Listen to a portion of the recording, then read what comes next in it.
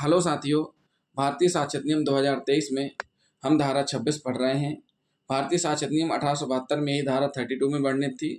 वे दशाएं जिनमें उस व्यक्ति द्वारा सुसंगत तथ्य का किया गया कथन सुसंगत है जो मर गया या नहीं सकता, जिसमें हम सब पॉइंट नंबर 1 है मृत्युकालिक कथन या मृत्यु के कारण के बारे में कथन हम पढ़ रहे हैं। अभी तक हमने 10 भाग इसमें कंप्लीट किए हैं। आज हम 11 भाग लेकर के आए हैं। 11वें भाग में हम केस को लेकर के पढ़ेंगे। मृत्युकालिक कथन करता 60% जला होना, डॉक्टरी रिपोर्ट और पीएम रिपोर्ट, इन सारी चीज़ों को हम इसमें पढ़ेंगे और हम आपको ये सारी चीज़ें समझाएंगे। तो सबसे पहले हम आपको बताते हैं मृत्युकालिक कथनकर्ता का 60% जला होना। तो जिन साथियों ने अभी तक हमारा चैनल सब्सक्राइब नहीं किया है तो सबसे पहले हमारे चैनल को सब्सक्राइब कर लें और वीडियो को लास्ट तक जरूर देखें। डॉक्टर का साक्ष्य। मृत्युकालिक कथनकर्ता का 60% जला होना। डॉक्टर का साक्ष्य कि मृतक स्वस्थ मस्तिष्क की अवस्था में थी जब उसने बयान दिया। न्यायिक मजिस्ट्रेट जिसने मृत्युकालिक कथन अभिलिखित किया उसने भी बयान दिया कि उसने डॉक्टर से उसकी मानसिक दशा के बारे में पूछताछ की और उसे ठीक पाकर उसका बयान अभिलिखित किया। दूसरा मृत्युकालिक कथन पुलिस द्वारा अभिलिखित किया गया, उसमें भी वही बयान दिया था, जिससे निर्धारित यह हुआ कि ऐसी परिस्थिति में उच्च न्यायालय ने दोनों मृत्युकालिक कथनों पर विश्वास कर ठीक किया। एक और मामला है श्रीमती चंद्रावती बनाम स्टेट नामक वाद में हॉस्पिटल में डॉक्टरों द्वारा अभिलिखित किया गया मृत्युकालिक कथन डॉक्टर के साक्ष्य को केवल इस आधार पर अमान्य नहीं किया जा सकता। माननीय न्यायालय ने कहा है कि डॉक्टर के साक्ष्य को केवल इस आधार पर अमान्य नहीं किया जा सकता कि मृतका 100% जल गई थी और उसकी सामान्य दशा खराब थी। जब डॉक्टर कहते हैं कि वह स्वस्थ मस्तिष्क की दशा में थी और मृत्युकालिक कथन करने की योग्य थी, तो ऐसी स्थिति में 100% बर्न होने पर भी ये नहीं कहा जा सकता कि उसकी साक्ष्य को केवल इस आधार पर अमान्य नहीं किया जा सकता कि मृतका 100% जल गई थी। जो मृत्युकालिक कथन है उसको इस आधार पर अमान्य नहीं किया जा सकता कि वो 100% जल गई थी। डॉक्टरी रिपोर्ट और पोस्टमार्टम रिपोर्ट। डॉक्टर ने अस्पताल के रजिस्टर पर एक केस को लेकर के हम उदाहरण देते जा रहे हैं, समझाते भी जाएंगे। डॉक्टर ने अस्पताल के एक रजिस्टर पर स्पष्ट उल्लेख किया कि मरीज की हालत सही थी और उसने सभी प्रश्नों के सही उत्तर दिए। हर एक डॉक्टर का एक रजिस्टर होता है। जो डॉक्टर एमएलसी करते हैं, ड्यूटी डॉक्टर, उनके पास एक रजिस्टर होता है जिसमें वो एमएलसी करने के बाद कार्बन लगाते हैं तो दूसरा उसमें रिकॉर्ड हो जाता है। पोस्टमार्टम रिपोर्ट के अनुसार चोटें ऐसी थीं कि उनको देखने से पता चलता था कि वह कथन करने की स्थिति में नहीं थी। अब वो उस व्यक्ति की मृत्यु हो जाती है जिसका कि मृत्युकालिक कथन डॉक्टर ने लिया और डॉक्टर के द्वारा कहा गया कि उसकी स्थिति सही थी, लेकिन पीएम रिपोर्ट से यह स्पष्ट हो रहा है कि कथन करने की स्थिति में नहीं थी। कथन भरोसेमंद मान लिया गया। डॉक्टरी रिपोर्ट के अनुसार गोली लगने के बाद मरीज आधे घंटे भी जीवित नहीं रह सकता था, किंतु मौजूदा साक्ष्य के अनुसार वह कथन करने के समय तक जिंदा था। न्यायालय ने प्रत्यक्ष साक्ष्य के मुकाबले डॉक्टरी साक्ष्य को कोई महत्व नहीं दिया। जैसे प्रकाश बनाम स्टेट ऑफ हरियाणा में डॉक्टरी रिपोर्ट सही थी क्योंकि शिकार महिला यह नहीं कह सकी कि वह बोलने लायक नहीं थी। मृत्युकालिक कथन अंगूठा निशान। संदेह जब मृत्युकालिक कथन करती 100% अर्थात 100% जल गई हो, उस स्थिति में अंगूठा निशान लिया जाता है। एक से अधिक मृत्युकालिक कथन। जब एक ही व्यक्ति के एक से अधिक मृत्युकालिक कथन हो तो उसके उचित मूल्यांकन के लिए उसे एक साथ लिया जाना चाहिए। यदि उसमें तात्विक पहलुओं पर भिन्नता हो तो यह देखे जाने का प्रयास किया जाना चाहिए कि उसमें सामंजस्य हो सकता है कि नहीं। यदि किसी भी मान्यता या कल्पना से अंतर या भिन्नता स्पष्ट नहीं होती है तो वे कथन विश्वास के अपात्र हो सकते हैं, किंतु यदि कोई संभव है तो स्थिति भिन्न हो सकती है। यदि भिन्नता को कोई युक्त स्पष्टीकरण है तो उस कथन को दंड प्रक्रिया संहिता की धारा 161 की परिधि में आने वाले लोप के बराबर मान लिया जा सकता है और प्रत्येक मामले में तथ्य के अनुसार उस पर उसके बल के अनुसार विचार किया जा सकता है। वधु को जलाने के एक मामले में अभिलिखित किया गया था जो यह कहता था कि उसे उसकी सास व पति ने जलाया था। दूसरा किसी अन्य व्यक्ति द्वारा अभिलिखित किया गया था जिसे सरपंच ने अनुप्रमाणित किया था, जो यह कहता था कि उसने आत्महत्या कर ली थी।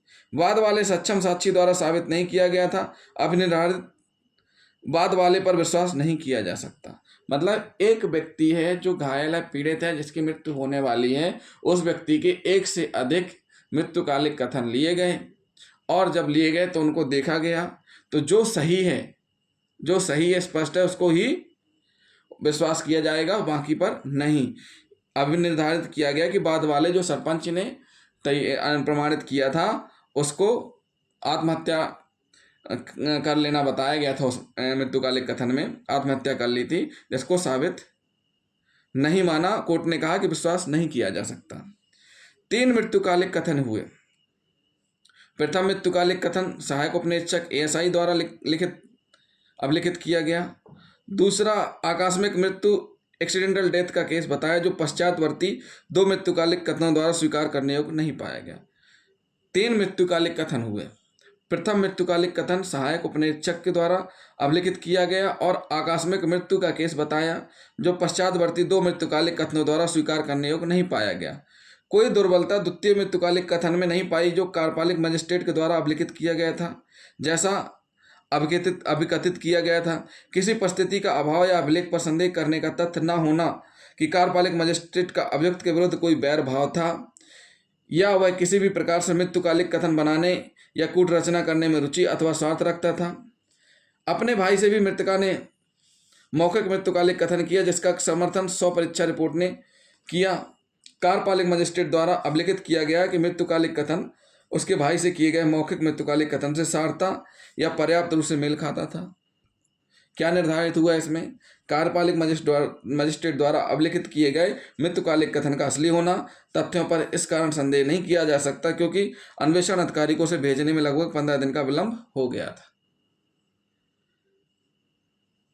क्या कह रहे हैं? तथ्यों पर इस कारण संदेह नहीं किया जा सकता कि जो मृत्युकालिक कथन है वो भेजने में 15 दिन का समय लग गया था, तो केवल इस आधार पर संदेह नहीं किया जा सकता है।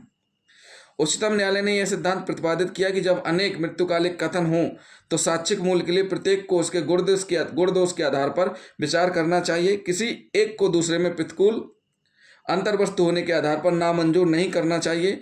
पहली घोषणा में स्त्री ने कहा था कि उसे अकस्मात जलने की चोटें आई, एक्सीडेंटली जलने की चोटें आई।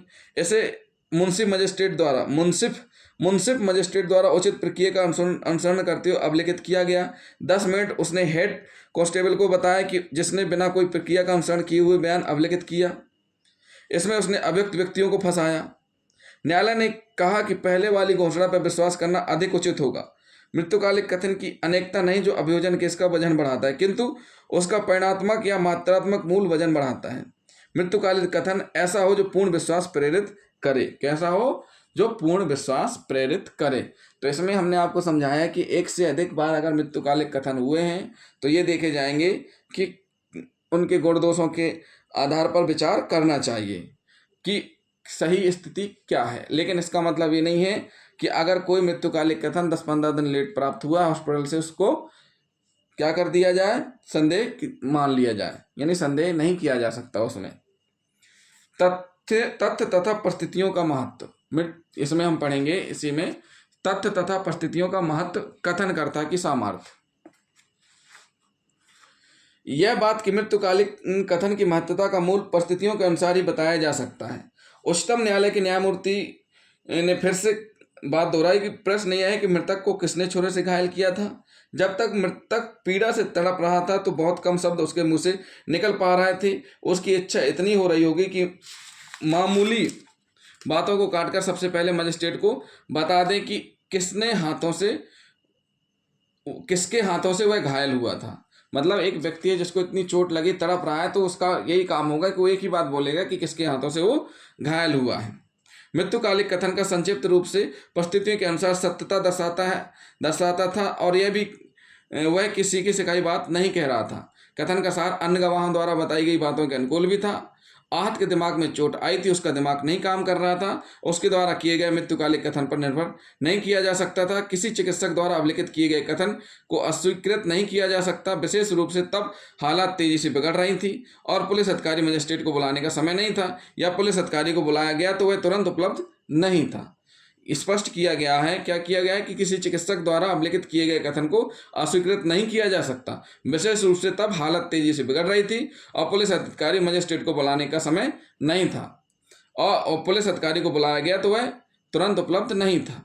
कथनकर्ता की सामर्थ्य, मृत्युकालिक कथनकर्ता के मस्तिष्क की स्थिति ठीक न होना, अर्थात मानसिक या शारीरिक रूप से स्वस्थ होने का प्रमाण पत्र होना चाहिए। जो व्यक्ति मृत्युकालिक कथन अभिलिखित करता है उसे संतुष्ट होना चाहिए कि मरने वाला व्यक्ति समान समझ के साथ स्वैच्छिक और सचेत कथन कर रहा है। यदि डॉक्टर से तक की दशा के बारे में और बोल सकने के बारे में परीक्षा में कोई प्रश्न नहीं पूछा गया तो मृत्युकालिक कथन इस आधार पर हमला नहीं किया जा सकता कि मृतक बोलने की स्थिति में नहीं था। एक व्यक्ति जो 13 चोटें खाने के बाद 2 घंटे में मर गया था, उसका यह कथन कि उस पर कृपाण से वार किया गया था सुसंगत और दोषसिद्धि को कायम रखने के लिए पर्याप्त माना गया, चाहे मेडिकल रिपोर्ट यह थी कि किसी कुंद हथियार की चोट ही देह पर थी। मरने वाले की दशा में जाना जा सकता है कि वह कितनी बात करने की हालत में रहा होगा। इसी प्रकार जहां डॉक्टरी साक्ष्य में कहा गया कि गोली लग जाने के बाद मृतक आधे घंटे तक बोल सकने की हालत में नहीं रह सकता था, परंतु प्रत्यक्षदर्शी साक्षी यह कह रहे थे कि वह आधे घंटे तक होश में रहा और उनसे बातें करता रहा, वहां न्यायालय द्वारा ऐसे कथन को स्वीकार किया गया। कथन करते समय कथनकर्ता की दिमाग की स्थिति ठीक होनी चाहिए। राम बिहारी यादव बनाम बिहार राज्य में उच्चतम न्यायालय ने विचार व्यक्त किया कि मृत्युकालिक कथन पर विश्वास करते समय निम्न बातों को ध्यान में रखा जाना आवश्यक है। मृत्युकालिक कथनकर्ता की मानसिक स्थिति तथा उसके मस्तिष्क की सतर्कता, उसकी याददाश्त तथा उसकी समझ। दूसरा पॉइंट, एक चिकित्सक के रूप में प्रशिक्षित व्यक्ति द्वारा यह प्रमाण पत्र कि कथनकर्ता की मानसिक स्थिति कथन करने लायक थी। यदि चिकित्सक का यह प्रमाण पत्र नहीं है तो कथन अभिलिखित करने वाला व्यक्ति इस बात से संतुष्ट था कि कथनकर्ता मानसिक रूप से कथन करने के लिए ठीक था, यह साबित किया जाना आवश्यक है। यदि डॉक्टर नहीं लिख के दे रहा है प्रमाण पत्र कि वो कथन देने में ठीक था, फिर भी कथन लिए गए, तो जो कथन लेगा उसको यह साबित करना होगा कि मानसिक रूप से कथन करने के लिए ठीक था। उच्चतम न्यायालय के अनुसार उपरोक्त शर्त पूरी होने पर मृत्युकालिक कथन को स्वीकार किया जा सकता है। बेड हेड टिकट में चोटें। एक स्त्री अस्पताल में खराब हालत में भर्ती कराई गई। दुर्दशा को देखते हुए डॉक्टर ने तत्काल ही पुलिस को बुलाया, परंतु पुलिस के आने में कुछ विलंब हुआ। इस बीच डॉक्टर ने उस स्त्री की बात बेड कार्ड पर नोट कर ली। उसके देवर ने उसे मुक्का मारा और उसे पीड़ा से बचाने हेतु मॉर्फिन का टीका लगा दिया, जिससे वह बेहोश हो गई और अपनी मृत्यु के समय तक वह बेहोश ही रही।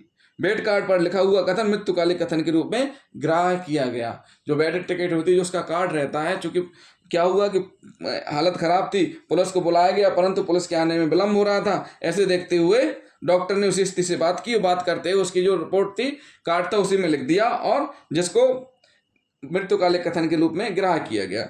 मृत्युकालिक कथन अभिलिखित करते समय यदि मजिस्ट्रेट ने डॉक्टर से यह सत्यापित कर लिया था कि इंजर्ड व्यक्ति कथन योग्य है और होश हवास में है और ऐसा कोई साक्ष्य नहीं पेश किया है कि उसके साथ कोई व्यक्ति अस्पताल तक आया था और उसका कथन अभिलिखित किए जाने के समय अन्य व्यक्ति उपस्थित भी नहीं था एवं उसकी कथन की संपुष्टि पोस्टमार्टम रिपोर्ट और चिकित्सीय साक्ष्य भी होती है, तो कथन को विश्वसनीय मानना चाहिए। कथन को क्या करना चाहिए? विश्वसनीय मानना चाहिए, केवल जिसने लिखे हैं उसके आधार पर ही।